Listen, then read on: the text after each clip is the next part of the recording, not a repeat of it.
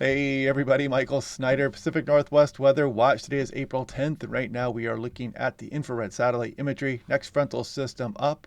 Take a look at when that precipitation is going to arrive as we go through the day today, what is going to happen after that, troughing as we go through this weekend here, and then we'll take a look at the potential for some drying out as we go through next week. We'll explore all those details here as we go through the video this morning, taking a look there. A combination of Doppler radars already starting to push into Vancouver Island, Northwest Washington, and this will be pushing its way inland as we go through the day today, Seattle, Portland as we go through this afternoon.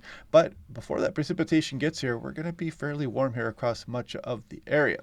So, taking a look at lightning strikes over the last 24 hours, nothing across Washington, Idaho, Montana, or Oregon. A few strikes there up across British Columbia. Taking a look at the weather outlook. Notice this Saturday, get some gusty winds there for eastern portions or east slopes of the Cascades, 30, 35. But as we go through Sunday and Monday, you can kind of see mostly sunny, light winds as the ridging starts to move its way back in towards the Pacific Northwest. So we got gale warnings. I would consider this across Vancouver Island, Washington, Oregon coast. Wind already picking up here this morning, and some of that will push into the interior areas. Now, you've heard of the supermoon. How about the pink micromoon? April 12th, 6:22 p.m. Mountain Daylight Time. And yeah, it's named after a blooming wildflower here, but it is a little bit further away. The overall percentage is just slightly smaller than a normal full moon. Kind of an interesting fact there. Nice stuff from Glasgow. Montana National Weather Service. Now looking at Seattle, look at this 7:52 sunsets. By the time we get towards April 16th, we are over 8 p.m. And then by the time we get to the end of the month, 8:20. And then you can look off into May. By the time we get towards the end of May, we have the sun setting at almost 9 o'clock each night there. So stuff to look forward to there. You can see on the daylight right now, we're getting like 3 hours and 20 seconds, I believe it is, each and every day. And then you can see it does slow down, but every single day we're picking up a couple minutes all the way on in through May. Now, if you want to help support the channel, go to the Patreon page. I'll put it in the link down below. I'll try to post updates here between my daily weather briefings here on YouTube. So now looking across the Gulf of Alaska, 39,000 feet, 200 millibars. This is what's known, of course, as the jet stream. You can see the frontal system is pushing through here today. And you notice this trough is going to be with us at least through Saturday for much of the Pacific Northwest, and of course longer for areas off to the east. But I want to show you this ridge here coming as we go through Sunday and Monday. Then maybe a little bit of a sliver there of a system, but not much, fairly weak. And then we get additional ridge here downstream that'll be moving back towards the Pacific Northwest as we go through the upcoming week. More on that here in a moment. Looking at 500 millibars, about 18,000 feet. This does a great job of showing you that general ridge and trough position. You can see the ridge out there across some portions of the western USA. There goes today's frontal system, though, and then we have the trough kind of hanging out here as we go through the weekend. It's going to bring a little bit of mountain snow and some gusty winds with it. Ridging builds, then a very weak system tries to move through western BC, and then you can see another ridge developing there as we go on in through Tuesday night. So probably drying us out a bit here as we go through next week. Now, if we look at the European model, there's today's frontal system. Keep some showers going for Friday and for Saturday. Saturday, probably the best chance for a few inches of snow for places like Snoqualmie or Stevens Pass. And of course, I-90 is where Snoqualmie Pass is, the main thoroughfare back and forth across the Cascades. In Washington, you've got I-84 down here across some of the Portland, Washington border there where it's more sea level. But for the most part, the better amounts are going to be up across the Washington Cascades there. And then that starts to wrap up as we go through the day Sunday. But even on the morning Sunday, places like western Montana and some portions of the Intermountain West there are still getting a bit of snow shower activity. And then that swings through, and you can see that we do start to dry out as we go off in towards next week. The Gulf of Alaska low is still churning out there, but plenty far enough away that it may be amplifying ridging here over the Pacific Northwest as we go on into the midweek period. Now, this is what the Doppler radar may look like here over the next 48 hours, and we put this into motion, and you can see this is about 1 o'clock. There's 2, 3, 4, so 3 or 4 o'clock, Seattle, Portland, Southwest BC, maybe 2, 3 o'clock there as this precipitation starts to push its way back in here across the region. It doesn't last that long. Maybe drops a quarter of an inch for Seattle, for example, and we keep some of this shower activity going in on through the day to Friday. But Excuse me. But you notice it is not that widespread here on Friday. But then we get a bit of another uptick here as we go through the day Saturday. Some onshore flow, some convergence zone potential, a little bit of mountain snow, some gusty winds, and also for the Intermountain West, a fairly decent system here swinging across the area. You're going to feel the chill in the atmosphere from that before the ridging starts to build in as we go on in through the early portion of next week. Now, accumulated 10-meter max wind gusts.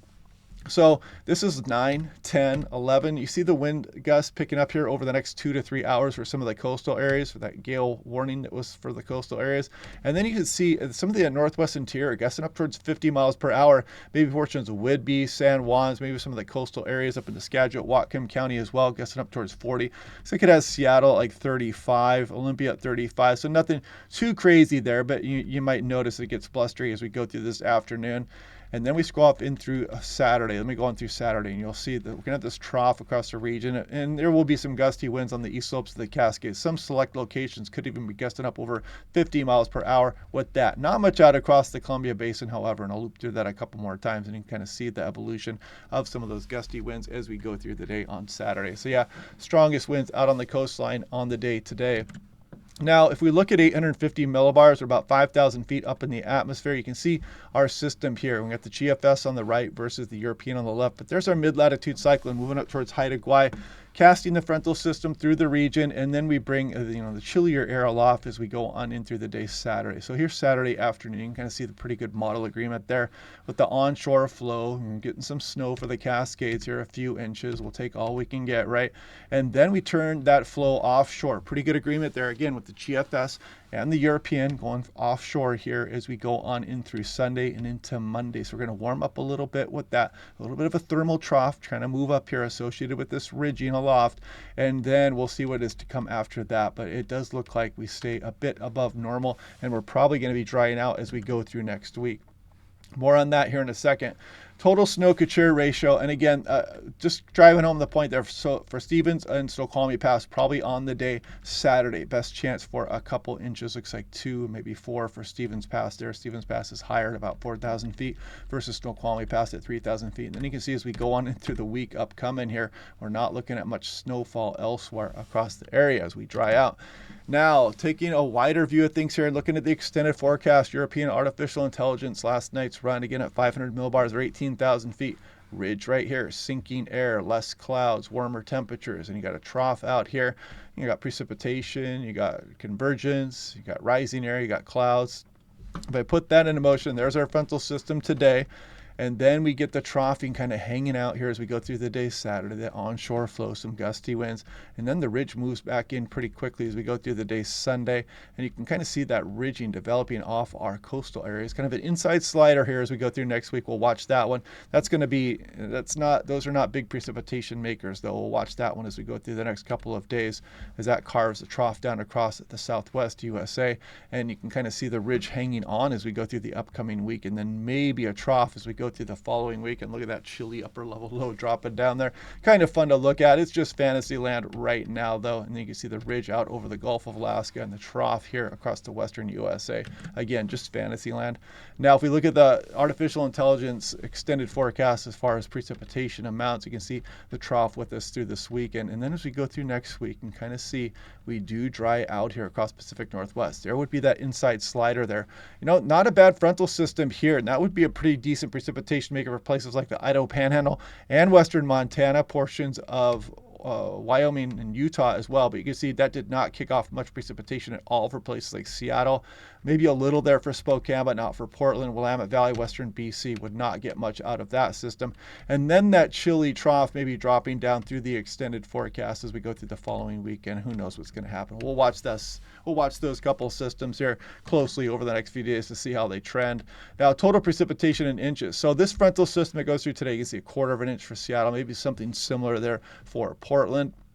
And then we scroll on in through Saturday, and then we wrap up that precipitation, at least across much of the region as we go through next week. You see I'm scrolling all the way on through next Friday before we start to get some maybe additional rounds of precipitation with that next system way off in towards next weekend. But yeah, a fairly dry week coming up here.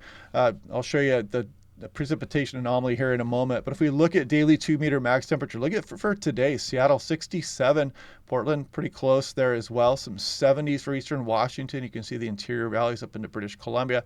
There's the Fraser River Valley there. Some nice warm temperatures up into southwest BC. In advance of this precipitation, the clouds have been pretty plentiful though. Even yesterday and today, pretty good cloud cover out there, but not too bad before the frontal system rolls in. And then we go to Friday's outlook here, and you can kind of see things do cool down quite dramatically here across a lot of the region. There's Saturday, the chilly upper level low around the onshore flow. And then we go through Sunday, we start to bounce those temperatures back up. And Monday, look at that warming back up here across the region as we got a little bit of a thermal trough, maybe some offshore flow, and the ridging will be with us. Then we go Tuesday, Wednesday, Thursday, and there's potential for some of these temperatures to get upgraded here, again, depending on the shape of this ridge and just exactly where it is located. But yeah, there's all the way through Thursday coming up. And this is the next 15-day precipitation anomaly. Look at this signal here for the Pacific Northwest through the next 15 days. Quite a bit below average for this time of year as we scroll off in towards April 24th. And the 6 to 10 day should be no surprise, above and below normal for precipitation through April 19th. Something similar here on the 8 to 14 day, a little bit of near normal there across some of Washington, and the 8 to 14 day as well, that below normal signal for the western USA. And the comparison slider on the drought monitor, not much change. I didn't see any change. In fact, across Washington, Oregon still completely drought free, and not much of a change elsewhere here. I think the only thing I see is a little bounce, little improvement there across some of California there. But yeah, interesting stuff there. The new drought monitor did come out today. Canada also has a drought monitor as well. There is some drought across British Columbia up into Alberta. And yeah, so yeah, just a heads up there. You can Google this and take a look here. They've got all kinds of drought assessments. They talk about the Pacific region and what is going on as well. So yeah, nice stuff from a government of Canada. Now, this is issued by the Department of Ecology, State of Washington. A drought declared for Yakima region for a third year in a row. You can read the details on this. But you can see it looks like the Yakima reservoir storage is currently 59% of normal for this time of year. Fifth lowest since recorded since 1971 here. So yeah, check that out if you want to do that. Go ahead and Google search for it. But anyway, hope you guys are having a good day. Click like and subscribe. We'll do this all again tomorrow, and I'll talk to you guys then.